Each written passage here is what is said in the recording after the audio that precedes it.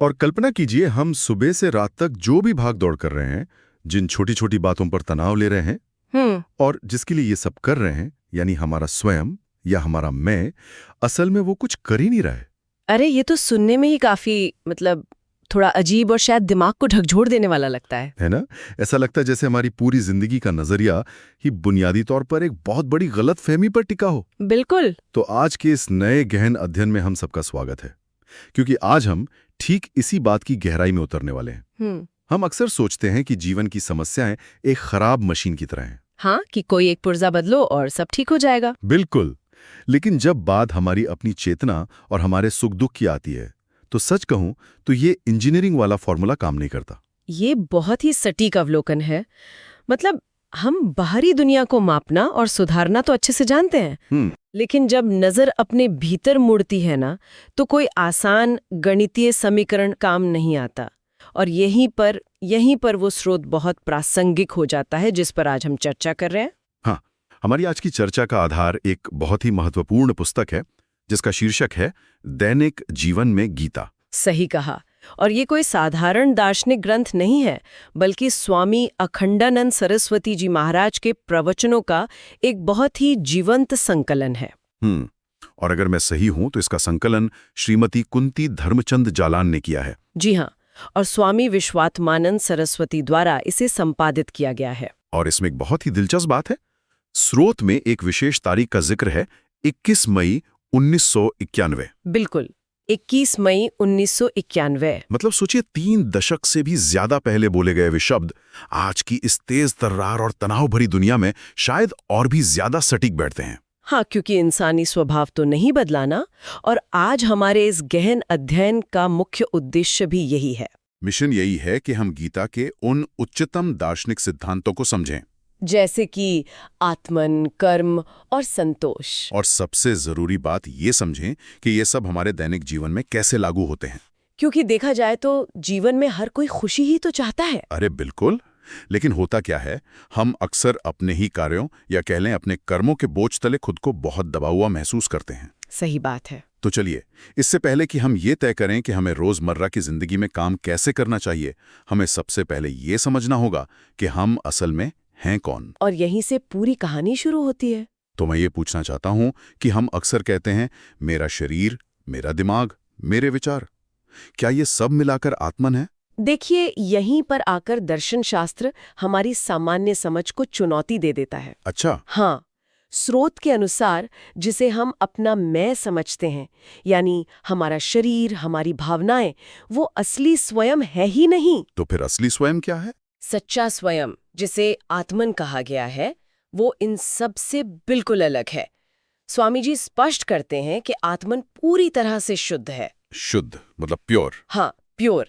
और शुद्ध का यहाँ मतलब किसी नैतिक पवित्रता से नहीं है। इसका मतलब है कि इसमें कोई मिलावट नहीं है, कोई बदलाव नहीं आ सकता। ओके, मतलब वो कांस्टेंट है। बिल्कुल।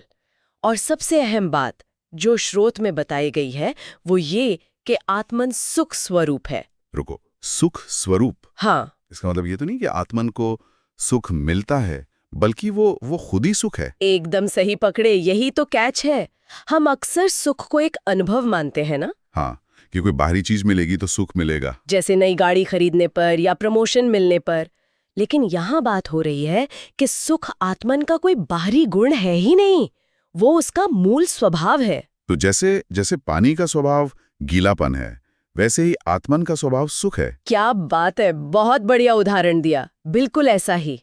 और इसके साथ ही स्रोत में इसे पूर्ण भी कहा गया है। पूर्ण यानी पूरा? हाँ, पूर्ण का अर्थ है कि इसे पूरा होने के लिए बाहर से किसी व्यक्ति, वस्तु या परिस्थिति की बिल्कुल कोई जरूरत नहीं है। ये अपने आप में मुकम्मल है। एकदम। ये तो मतलब सुनने में बहुत ही आदर्श स्थिति लग रही है। पूर्ण है, सुख स्वरूप है। लेकिन अगर हम थोड़ा गहराई में जाएं तो इसका मैकेनिज्म क्या है? मैकेनिज्म से आपका मतलब? मेरा मतलब है कि ये काम कैसे करता है, क्योंकि किताब में एक बहुत भारी शब्द का जिक्र भी है, चैतन्य स्वरूप और ज्ञान स्वरूप। हाँ, ये बहुत ही महत्वपूर्ण शब्द है। तो इसका हमारी चेतना से क्या संबंध है? देखिए, चैतन्य स्वरूप का सीधा सा मतलब है विशुद्ध चेतना, यानी प्योर कॉन्शियसनेस। वो चेतना जो सब कुछ जानती है, जो ज्ञान स्वरूप है। और इसे समझाने के लिए श्रोत में एक बहुत ही प्रसिद्ध और शक्तिशाली सिद्धांत का संदर्भ आता है, अहम ब्रह्मास्मि। ओहो, अहम ब्रह्मास्मि। इसका मतलब है मैं ही ब्रह्म हूँ, राइट? दिए तो वो बहुत सीमित है। हाँ, उसे लगेगा कि वो सूख जाएगी या खत्म हो जाएगी। सही कहा। लेकिन जब उस बूंद को ये एहसास होता है कि उसका मूल तत्व यानी जो उसका केमिकल कॉम्पोजिशन है वो बिल्कुल वही है जो पूरे विशाल समुद्र का है, तब क्या होता है? तब उसकी पहचान ही बदल जाती है। एकदम। अहम ब्रह्मास्मि का सिद्धांत यही बताता है कि हमारे भीतर की जो व्यक्तिगत चेतना है और इस पूरे ब्रह्मांड की जो सार्वभौमिक चेतना है, उन दोनों के बीच कोई बुनियादी अंतर है ही नहीं। बिल्कुल नहीं है, दोनों एक ही हैं। अब देखिए, यहाँ मुझे एक बहुत बड़ी समस्या नजर आ रही है। कैसी समस्या? ठीक है, आइए इसे थोड़ा विस्तार से समझते हैं। अगर मैं यानी मेरा असली स्वरूप पहले से ही पूर्ण है और हमेशा खुश है, ज्ञान स्वरूप है, हाँ, तो फिर दैनिक जीवन में हमें इतना दुख और तनाव क्यों महसूस होता है? मुझे सुबह ट्रैफिक में इतना गुस्सा क्यों आता है? ये सवाल तो आना ही था। मतलब अगर मैं वही विशाल समुद्र हूं, तो ऑफिस में किसी के कड़े ईमेल से मेरा पूरा दिन क्यों खराब हो जाता है? ये तो बहुत बड़ा विरोधाभास है। और यही वो सबसे अहम सवाल है जो किसी भी जिज्ञासु के मन में उठता है। अगर सब कुछ आनंदमय है तो ये दुख कहाँ से टपक पड़ा? हाँ, एग्जैक्टली। श्रोत इसका बहुत ही तार्किक उत्तर देता है। स्वामी जी समझाते हैं कि दुख आत्मन का हिस्सा है ही नहीं। तो फिर किसका हिस्सा है? दुख तब पैदा होता है जब एक पहचान की गलती होती है, जिसे हम मिस्टेकन आइडेंटिटी कह सकते हैं। पहचान की गलती मतलब जैसे किसी को भूलने की बीमारी हो जाए? कुछ हद तक वैसा ही समझ लीजिए। हम अपने उस आनंदमय आत्मभाव को भूल जाते हैं। आत्मभाव यानी जो हमारा असली पूर्ण रूप है। हाँ, उसे भूलकर हम खुद को जीव भाव समझ बैठते हैं, इंडिविजुअल सेल्फ। अच्छा, तो ये जीव भाव क्या बला है? जब चेतना अपने आप को इस शरीर, इस मन और इस अहंकार के साथ जोड़ लेती है ना, तब ये जीव का निर्माण होता है। और ये जो जीव भाव है, ये हमेशा खुद को अधूरा महसूस करता है। मतलब उसे हमेशा कुछ ना कुछ चाहिए होता है। बिल्कुल। उसे लगता है कि मैं ये शरीर हूँ, मैं एक कर्मचारी हूँ, अगर मुझे ये डील नहीं मिली तो मैं फेल हो जाऊंगा। तो ये कुछ ऐसा हुआ कि मान लीजिए एक बहुत अमीर इंसान की याददाश्त चली जाए। हाँ, बहुत अच्छा उदाहरण है। और वो खुद को एक भिखारी समझकर सड़क पर एक एक रुपए के लिए परेशान होने लगे। बिल्कुल। उसकी गरीबी असली नहीं है, उसके पास असल में कोई कमी है ही नहीं, लेकिन क्योंकि उसने खुद को भिखारी मान लिया है, तो उसका वो तनाव और वो दुख उसके लिए 100% असली है। एकदम सटीक। भिखारी बन जाना सिर्फ उसके मन का भ्रम है। और स्रोत बताता है कि जीव भाव की ये गलत पहचान ही हमें ये विश्वास दिलाती है कि हम अपने जीवन में कर्ता हैं, डूअर है। कर्ता होने का भ्रम मतलब ये सोचना कि ये काम मैं कर रहा हूं। हाँ, और यहाँ पर स्रोत का सबसे प्रमुख सिद्धांत सामने आता है कि आत्मन कभी भी कर्ता नहीं है। कभी भी नहीं। कभी भी नहीं। आत्मन कोई कर्म नहीं करता। और मजे की बात देखिए, चूंकि वो कर्म नहीं करता, इसलिए वो उन कर्मों के फलों का भोक्ता भी नहीं है। भोक्ता यानी फल को भोगने वाला या एंजॉय करने वाला। सही कहा। आत्मन न तो सफलता की खुशी मनाता है और न ही विफलता का दुख भोगता है। यहाँ बात सच में बहुत दिलचस्प हो जाती है, क्योंकि 21 मई 1991 वाले प्रवचन में श्रोत में एक एनालॉजी दी गई है, सूर्य का दृष्टांत। हाँ, सन एनालॉजी। ये बहुत ही खूबसूरत तरीके से इस बात को समझाती है। मैं इसे श्रोताओं के सामने रखता हूँ। मान लीजिए आसमान में सूरज चमक रहा है, उसकी रोशनी पूरी पृथ्वी पर पड़ रही है। अब उस रोशनी में कोई किसान अपने खेत में मेहनत कर रहा है और शायद कोई चोर किसी के घर में चोरी कर रहा है। बिल्कुल। दोनों काम सूरज की रोशनी के बिना नहीं हो सकते थे। सूरज उन सभी गतिविधियों के लिए प्रकाश या कह ले चेतना या ज्ञान दे रहा है। सही है। लेकिन सूरज स्वयं पृथ्वी पर आकर लोगों के काम तो नहीं कर रहा ना। बिल्कुल नहीं। और ना ही वो उन कार्यों से उत्पन्न होने वाले सुख या दुख का अनुभव करता है। मतलब किसान की फसल अच्छी हुई तो सूरज खुश नहीं होता, और चोर पकड़ा गया तो सूरज दुखी नहीं होता। एकदम सही। वो बिना बदले पूर्ण रहकर केवल एक साक्षी बना रहता है। साक्षी यानी सिर्फ एक विटनेस। हाँ, नोअर या विटनेस। आत्मन का सच्चा स्वभाव केवल एक साक्षी का ही है, वो सिर्फ देखता है। लेकिन अब यहाँ मेरा एक तीखा सवाल है। पूछिए। अगर मैं यानी मेरा आत्मन कर्ता नहीं हूं, अगर मैं कुछ कर ही नहीं रहा हूं, तो फिर मेरे कर्मों का अर्थ ही क्या है? ये सवाल अक्सर लोगों को परेशान करता है। हाँ। तो क्या हमें कर्म करना छोड़ देना चाहिए? क्या सब कुछ भगवान भरोसे छोड़ दें? नहीं नहीं, यही तो सबसे बड़ी उलझन है। और इस सवाल का जवाब देने के लिए हमें कर्म की उस भूल भुलैया को समझना होगा जो हमारे दैनिक जीवन को चलाती है। अच्छा, तो ये भूल भुलैया काम कैसे करती है? श्रोत के अनुसार जब हम अज्ञानता में होते हैं यानी जब हम खुद को कर्ता मान लेते हैं तो हमारे कर्म स्वाभाविक रूप से बंधन का कारण बन जाते हैं। बंधन मतलब बॉन्डेज। हाँ, और यही बंधन जन्म मृत्यु के चक्र का मूल कारण है। तो जैसे अगर हम इसे रोजमर्रा की जिंदगी से जोड़ें, ऑफिस की मीटिंग्स हैं, पारिवारिक जिम्मेदारियां हैं, ये सब कर्म हैं। हाँ, हम इनसे भाग तो सकते नहीं। बिल्कुल नहीं भाग सकते। लेकिन हम इसके बंधन में भी नहीं बंधना चाहते। तो फिर लोगों के बीच ये जो भारी भ्रम रहता है कि उन्हें कर्म करना चाहिए या अकर्म, इसका क्या समाधान है?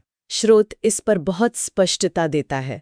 वो कहता है कि कर्म, अकर्म और विकर्म के बीच अंतर न कर पाना ही इस पूरी उलझन की जड़ है। अच्छा, तो विकर्म तो मतलब गलत काम हो गया, राइट, रॉन्ग एक्शन। हाँ, विकर्म मतलब गलत काम, लेकिन अकर्म का मतलब ये नहीं है कि आप हाथ पर हाथ रखकर बैठ जाएं। तो अकर्म का क्या मतलब है? हम केवल साक्षी हैं। बाहर से हम मीटिंग अटेंड कर रहे हैं, काम कर रहे हैं, लेकिन अंदर से हम सिर्फ एक विटनेस है, उस सूरज की तरह। एकदम सही। लेकिन ये तो बोलने में बहुत आसान लगता है। असल जिंदगी में इसके लिए स्रोत किस मार्ग का सुझाव देता है? हम उस संतोष तक कैसे पहुंचे? इसके लिए जो मार्ग बताया गया है वो है आत्मविचार। आत्मविचार जी, यानी सेल्फ इंक्वायरी। जी हाँ। जब कोई निरंतर आत्मविचार का अभ्यास करता है, मतलब वो हर पल खुद से पूछता है कि ये दुख किसे हो रहा है, ये गुस्सा किसे आ रहा है, और जवाब मिलता है कि ये सब तो जीव भाव को हो रहा है, मेरे अहंकार को हो रहा है। बिल्कुल। और जब कोई इस तरह अभ्यास करता है तो वो उस अंतर्निहित आत्मसंतुष्टि को प्राप्त कर लेता है, जिसे हम संतोष कहते हैं। हाँ, संतोष, जो कि सच्चे आत्मन का मूल स्वभाव ही है। तो क्या हम कह सकते हैं कि गीता की इन शिक्षाओं का अंतिम लक्ष्य यही है? हाँ, उद्देश्य यही है कि हम अपनी अंतरात्मा को पहचानें और मानव जीवन के सर्वोच्च उद्देश्य को प्राप्त करें, जिसे दर्शन में पुरुषार्थ कहा जाता है। बिल्कुल, पुरुषार्थ को प्राप्त करना ही अंतिम लक्ष्य है। तो इन सब का असल में क्या मतलब है? अगर हम इस पूरी चर्चा को समेटें, इसका मतलब है कि दैनिक जीवन में जब हम ये पहचान लेते हैं कि हमारा सच्चा स्वरूप पूर्ण और सुख स्वरूप है, तो हमारी सारी चिंताएं और दुख समाप्त हो जाते हैं। एकदम सही। ज्ञान ही मुक्ति का मार्ग है। चलिए अब अपने श्रोताओं के लिए मुख्य बिंदुओं की एक छोटी सी पुनरावृत्ति कर लेते हैं। बिल्कुल। सबसे पहली बात, आत्मन शुद्ध है, सुख स्वरूप है और पूर्ण है। दूसरी बात ये, कर्ता या भोक्ता नहीं है, बल्कि सूर्य की तरह केवल एक साक्षी है। और तीसरी बात, अज्ञानता और जीव भाव के कारण ही कर्म हमारे लिए बंधन लाते हैं।